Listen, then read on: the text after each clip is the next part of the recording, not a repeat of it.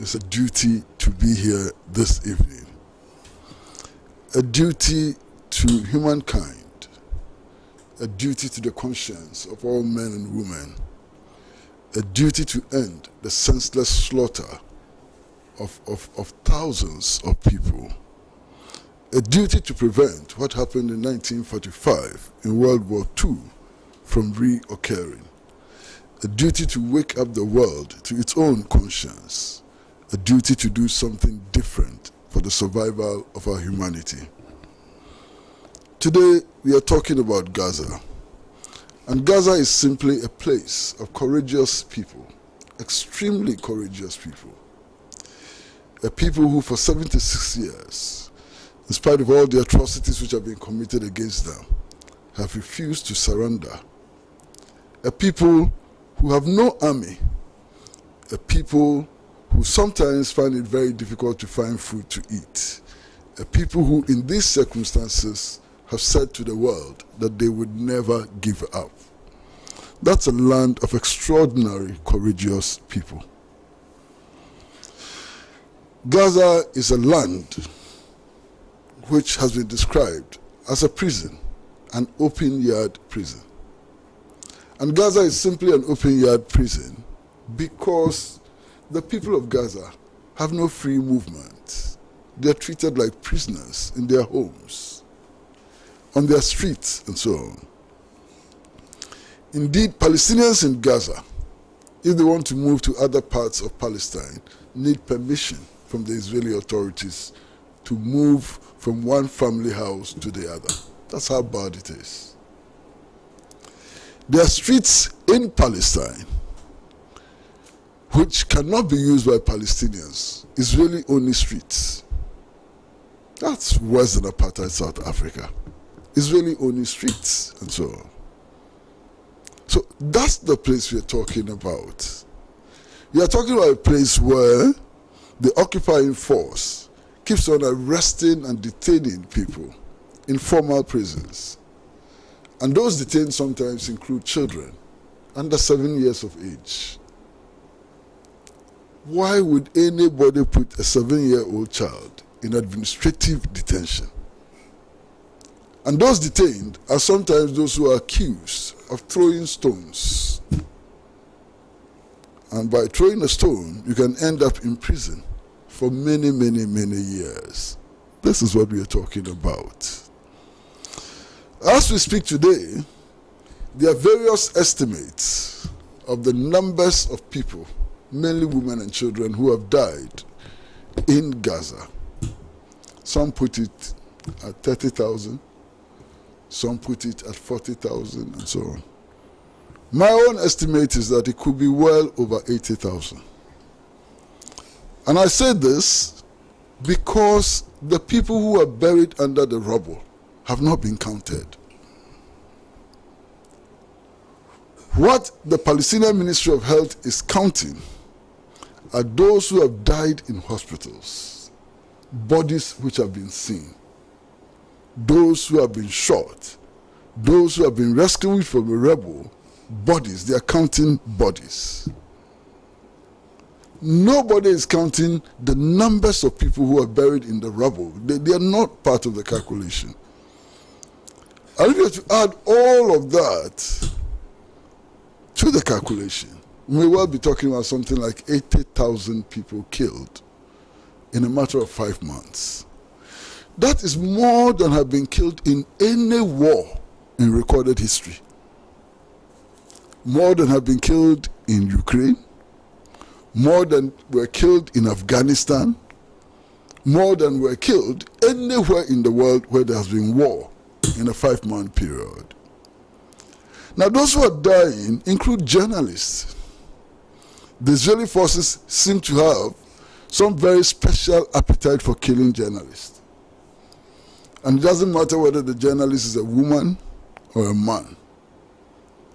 They don't want the story of the atrocities to get out. And they kill and kill and kill. Indeed, more journalists have been killed in Gaza than anywhere in the world during a war operation. Now, a couple of months ago, about 2 months ago, maybe 3 months ago, we were told that the strength of the bombs which have been dropped on Gaza is much more than what was dropped on Hiroshima and Nagasaki. I mean, and before this war, Hiroshima was the limit of destruction through war and bombing. Gaza has surpassed Hiroshima and Nagasaki put together. That's how horrible the situation is. Now, in all of this, something that stands out quite clearly is blatant hypocrisy. The blatant hypocrisy of the West, especially the United States of America. The U.S. in one breath pretends to be interested in finding a solution to the crisis. And yet, it is the same country which is supplying the bombs, the aircraft, the ammunition, and so on, to the Israelis to kill. And some of the talk is extremely ridiculous. I mean, the other time, I heard the U.S. delegation to the United Nations Security Council calling for a temporary ceasefire. And I said, what madness is this? Because what the temporary ceasefire says is that stop killing now for some time, maybe 3 days, maybe 1 week, maybe 1 month, stop killing. Let's do what we have to do, and after that, continue killing. Temporary ceasefire, that is all it means. Stop fighting now, but continue later, continue the killing later. And these so-called solutions are being put forward by so-called diplomats and statesmen and so on. And you begin to wonder, what is in their head? Cotton wool? Sawdust? What can be in their heads? People are calling for temporary ceasefire. Madness. Absolute madness. You understand? Now, it gets worse. Gets worse. Gets worse. Look at what these countries, NATO countries, the United States of America and so on, did with the UN Security Council to facilitate the killing of Gaddafi, head of state of another country. Look at how they just killed him. And what had Gaddafi done? They claim that he was suppressing demonstrations in Tripoli. Compare what is happening in Israel to what happened in Tripoli then, and see the double standards, the bare-faced double standards, unbelievable double standards. Now, I get increasingly worried when I look at Palestine, when I look at what is happening in Gaza and so on. I get so deeply worried. Why do I get so deeply worried? There's this bogus claim that God, Almighty God and so on, created this earth, created all of us, and God decided that you'll be biased towards a small group of people. That only a small group of people are his chosen people, and that all of us are not his chosen people. He's against us. I mean, how can they be so insulting to God? I mean, how can they claim that there's an almighty God, omnipotent, omnipresence, and so on and so on, and that God is so partial that only a small part of the world, people in a small part of the world, are his chosen people. The rest of us, what are we? His rejected people? Now, if that is the case, why go to church? If you are not a chosen person of God, and that he has chosen other people over you, why the hell do you wake up, take your bath, put on cosmetics, put on your best clothes, and walk gallantly to church? You are not chosen. mean, this madness, and it has been repeated over and over again, choosing people. And then they tell us that that land, the land of Palestine, was given to them by God.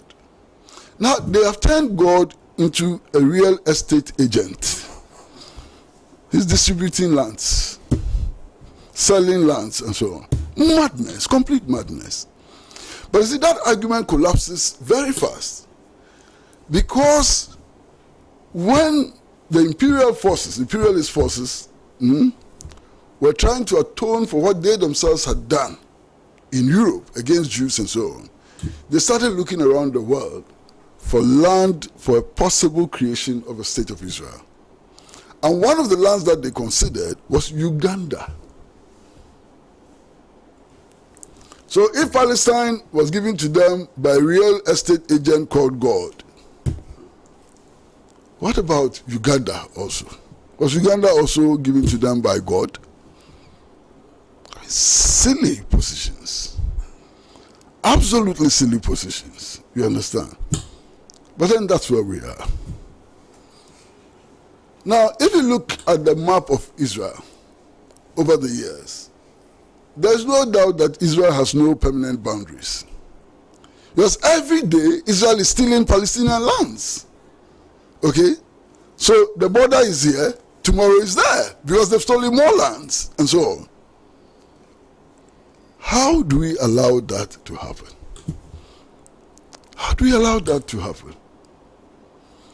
Right now, the United Nations Security Council has actually passed a resolution calling for an immediate ceasefire. Israel looks at all of us in the world in the face and says that I'm not going to comply.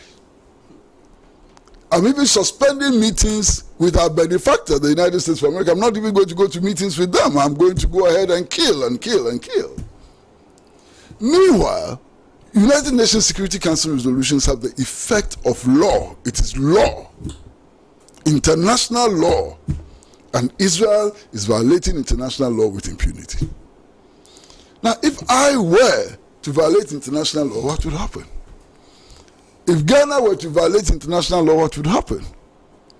So Israel's actions have completely undermined the notion of international law and its application. Because they don't respect anything. They don't respect anybody. You understand? And that's a major problem for the international community. That's a major problem for how to ensure that this world is governed by sanity. Okay. Now, over the years, for some people, when the question of Palestine is raised and so on, quickly the Palestinian resistance is referred to as terrorists. But my brother, that doesn't surprise us, and it doesn't weaken us in any way, because we look at the list of countries and people that they have referred to as terrorists, and that's very good company. Because Mandela was classified as a terrorist. So if Mandela was a terrorist, oh my goodness, I would love to be a terrorist. It's an honor to be a terrorist, you understand? So that tagging, of course we know its roots and origins and so on, but that tagging really doesn't make any impact on anybody. Because everybody who has fought for national liberation, everybody who has stood up for what is right, has been classified by these good-for-nothing, God-forsaking imperialist powers as terrorists. You understand? But this did not happen overnight. Listen to the Western media. Tune in to the British Broadcasting Corporation. When Palestinians fight for their country, they are described as gunmen.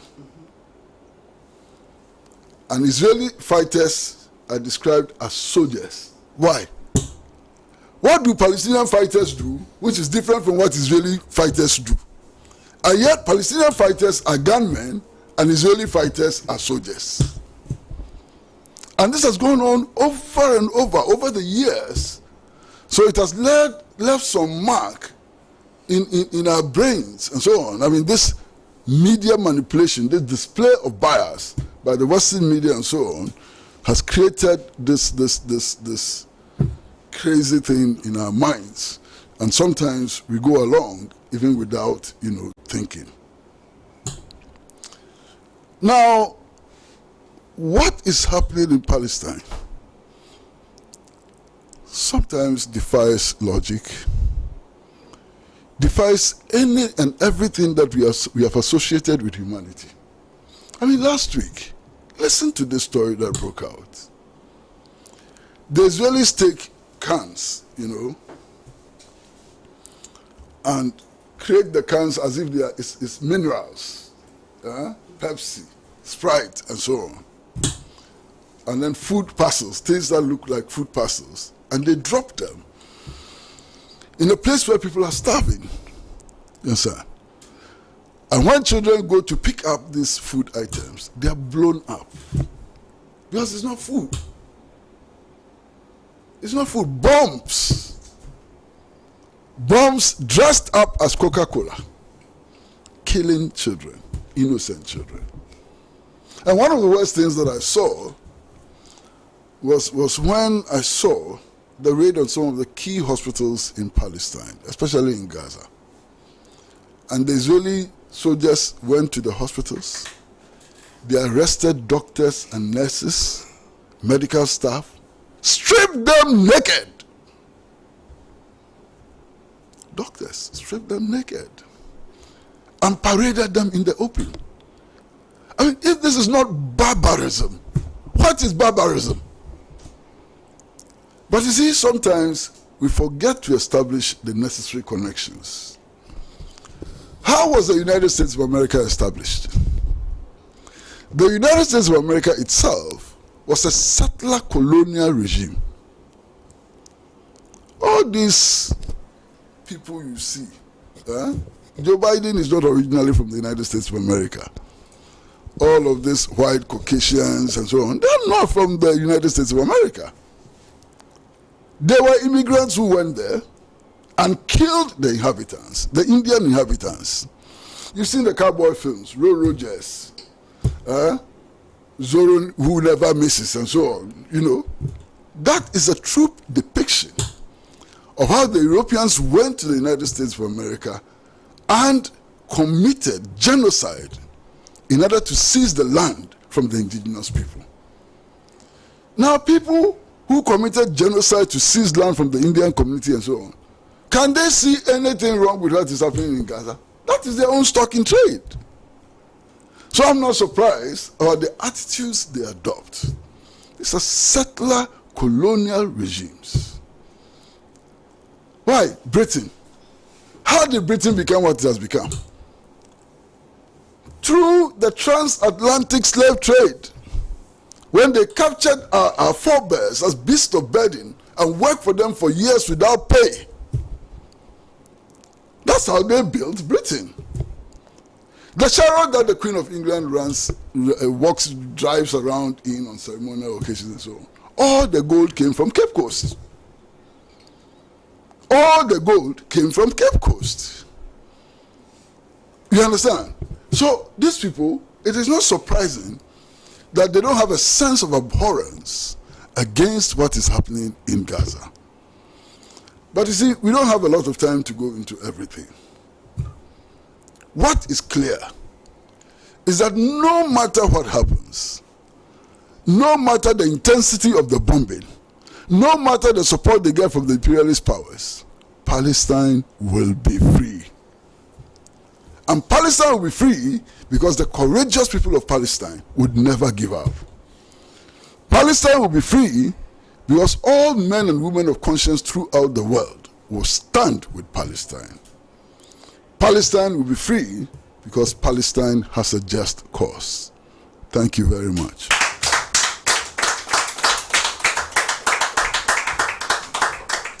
Come on, you can do better.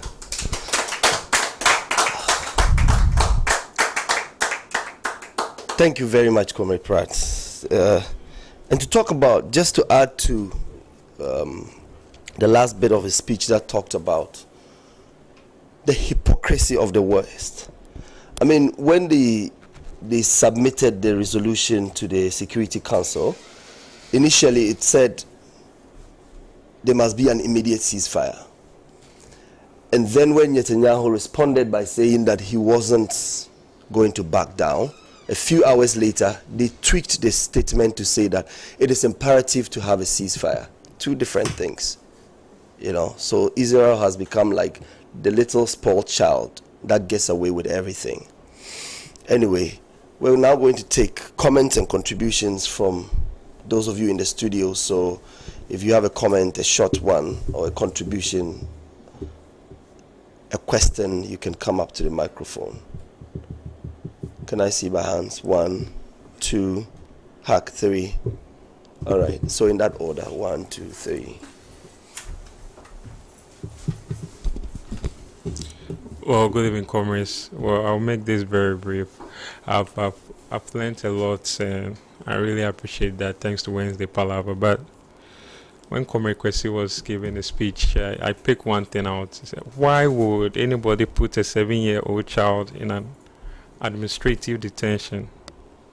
That's inhumane. This is absolutely nothing but a perpetuated wickedness of mankind. So far as today's topic is concerned, and I think that's the only thing I have to say. Thank you very much.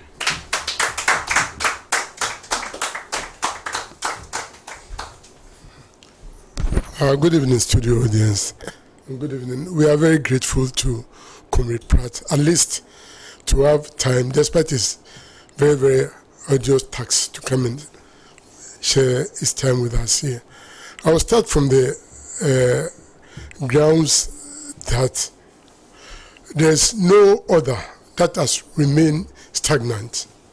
The old order would definitely change, and the new one would take its path. I was reading just some news item, and just last week, and I read there is a town, I don't know, but I think it's a community, Rafah. Rafah is an Israeli, a Palestinian town. And they are saying Rafah, the situation is that they are now in tents. They are in tents, sheltered tents. It means they moved from where the atrocities were, and they have been sheltered in some tents in Palestine. What this Netanyahu, the leader of Palestine, is saying that they are not ready to take their bulldozers, their muats, their always their gunships, everything to Gaza, to Rafah, to make sure that they wiped up the whole of Rafah. When they asked him the reason why, he said he's not going to say anything, but just that Hezbollah, the roots of Hezbollah must be extirpated from the whole earth. That is what he said. Killing people, innocent people. You are going to attack people with guns, muats, I mean, tanks. Those people who don't even have arms, people who are already suffering. They are not having food to eat, no shelter, no water. Nothing is running in Rafah. So how can the whole world sit aside and watch this kind of carnage? All that I have to say is that those people, Kwame Nkrumah's Ghana, all those in Africa who refused or who voted, who couldn't veto the issue of attacks by the Israelis on this thing, they are all culpable. They are all culpable of what is now happening now. If you divide the number of people who are dead to the number of governments who didn't veto the case of the Israelis, it means Ghana is a challenge. Our leadership in Ghana is a challenge. Kwame Nkrumah's Ghana has always been against this Israeli occupation. So we will say that definitely things will change, and it will definitely, those who are in power and think power will not be forever, they are lying. Things will change. So thank you very much.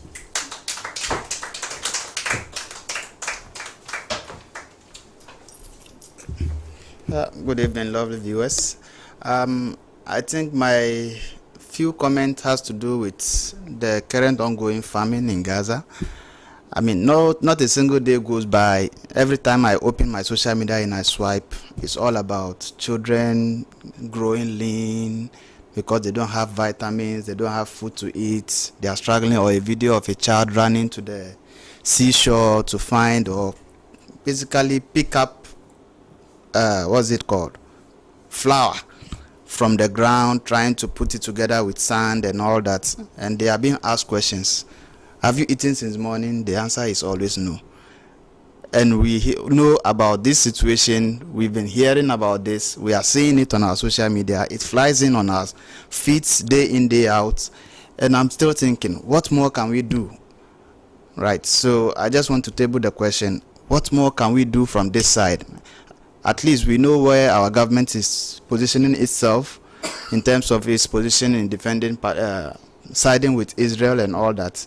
We've done a couple of demonstrations. He apparently still hold his position so tight. I don't know what more we can do. Is it possible to do something to change the position of our government, just like we are seeing in the United States Senate and all that, that these people are being followed everywhere they go to make sure that they somehow draw back their conscience to realize that the position they hold is not in favor of the masses they represent, and therefore at the Security Council, at least for the first time, they abstain from vetoing or from voting against the resolution. So all I want to say is, yes, Palestine will be free, and we stand with Palestine all the way from Ghana. Thank you.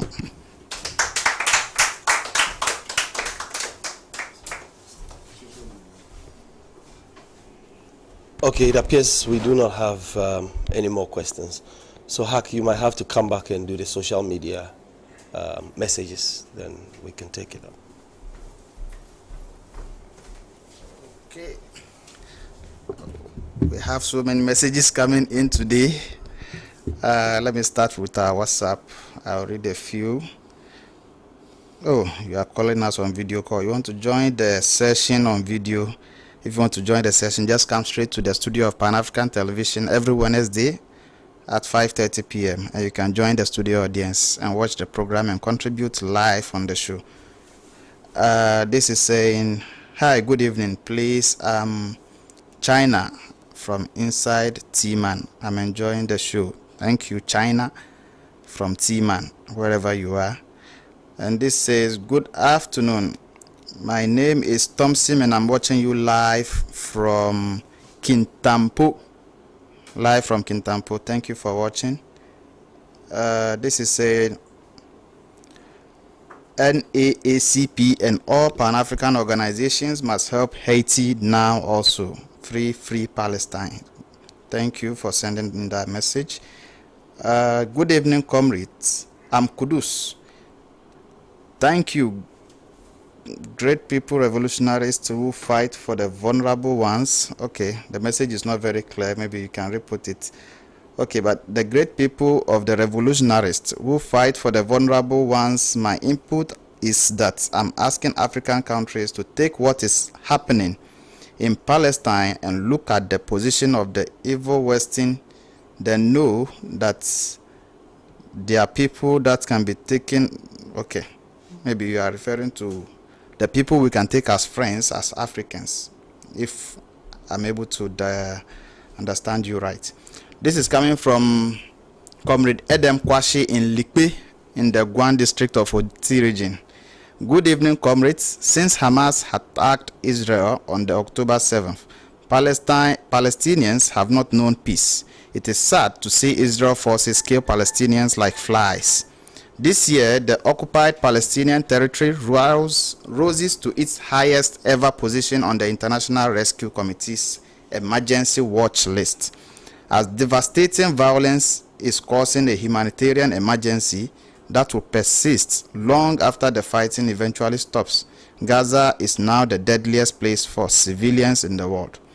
The Republic of Ireland's Foreign Minister Michael Martin has said that the war on Gaza now represents the blatant violation of international humanitarian law on the mass scale. The genocide in Palestine must stop now. And that is from Edem Kwesi in Likpe. And okay, this simply says, hi host. I think next time you can add us your name and where you are sending a message from. It will help us in reading this better.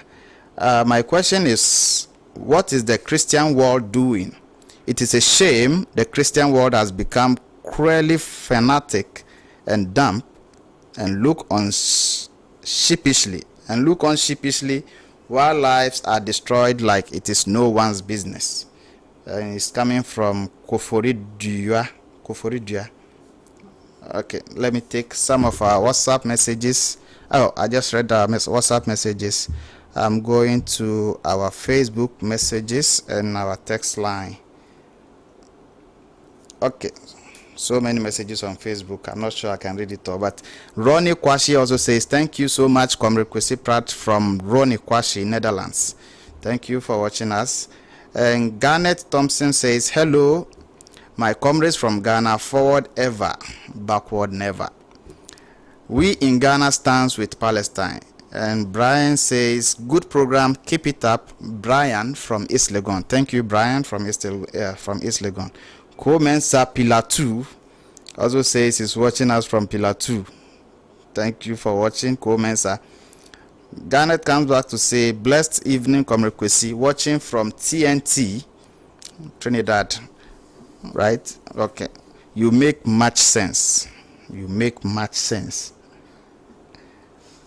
The USA is 100% complicit in this genocide.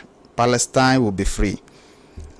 Okay, so let me take a few of our text line also, and then I can wrap it up. This simply says hi. Well, hi to you too from wherever you are sending it from. Hi, my name is Khalid and I'm watching from Tamale. Thank you, Khalid.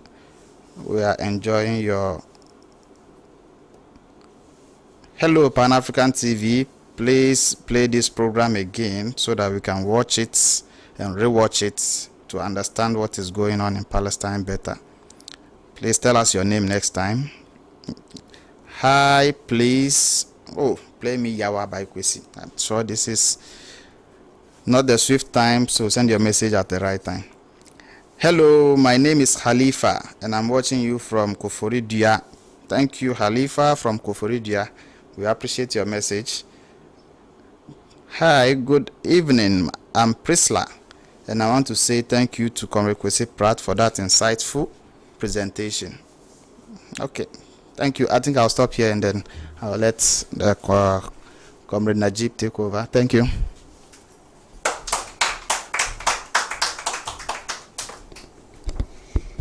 Well, I think we're running behind time, so I'll quickly call on Comrade Kwesi to come and give us his closing remarks. And if there are any questions, which I doubt there are, he will see if he can deal with them before we bring the curtain down.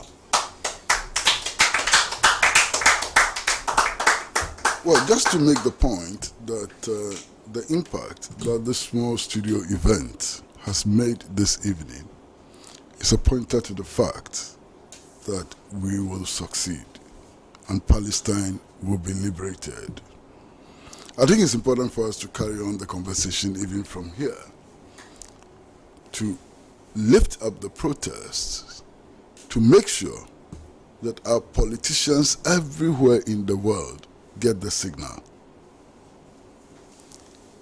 If you don't stand with Palestine, you are not standing with us, and we will vote against you in whatever elections are held.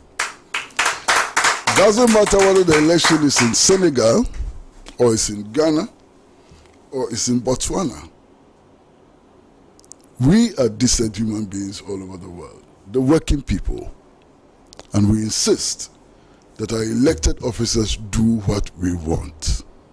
And one of the things our elected officers have to do is to stand with Palestine, to oppose racism, to work to defeat apartheid. If they refuse to do that, we will send them home to early retirement. Thank you all very much, and we will meet again.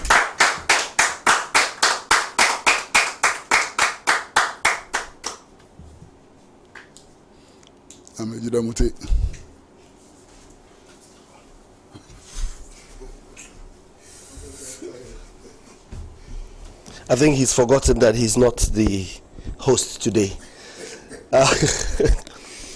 All right, all too soon and regrettably we've come to the end of today's conversation. Do not leave the conversation in the studio. Let's continue the conversation out there until Palestine is really free. Okay, it doesn't matter how little the conversation may be or where it might be taking place. Please, let's carry the conversation in our churches, in our mosques, in our school gatherings, and any other place that we find ourselves until the good people of Palestine find some peace in Palestine. Okay, so all too soon, like I've said, I'm going to draw the curtain regrettably, but it is time for us to call it a day. Thank you very much to our producer Makiza and all the wonderful people in the crew that have made this possible. Most importantly, we would like to say thank you to those of you watching us from your houses and in your cars, in your offices, or generally at home. We are very grateful. Without you, this show would not be possible. Please do not take your dial off Pan-African TV, because we bring you nothing but the best in sports, the best entertainment, the best in news, the best in absolutely everything. From us at the studio, we say bye-bye until we meet again next week. Thank you.